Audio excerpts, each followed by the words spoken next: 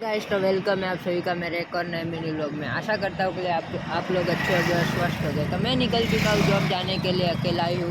Bike लेके जा रहा हूँ आज। तो भाई की तबीयत खराब थी तो मैं सोचा बाइक ले जाता हूँ आज। तो अभी मिलते आगे क्या क्या होता है दिखाता हूँ। गाइस तो मैं घर पे आ चुका था। आज ज़्यादा व्लॉग नहीं बना पाया क्योंकि सुबह चालू किया था व्लॉग और आज तो नाइट थी मेरी जॉब पे, तो वो तो कैंसिल हो गई क्योंकि काम ज़्यादा था इसलिए नाइट थी। और कल है महाशिवरात्रि। आप सभी को मेरी ओर से हैप्पी महाशिवरात्रि और आपके परिवार को भी हैप्पी महाशिवरात्रि। मैं आशा करता हूँ कि आपके जीवन में महादेव खुशियाँ लाए और खूब तरक्की दे।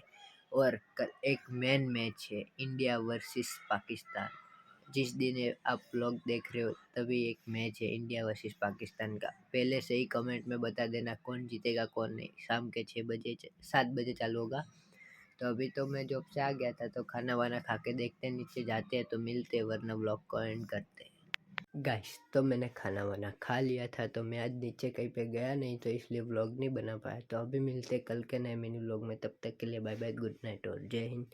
और लाइक शेयर और सब्सक्राइब करना मत भूलना। मिलते हैं कल के व्लॉग में। Bye bye.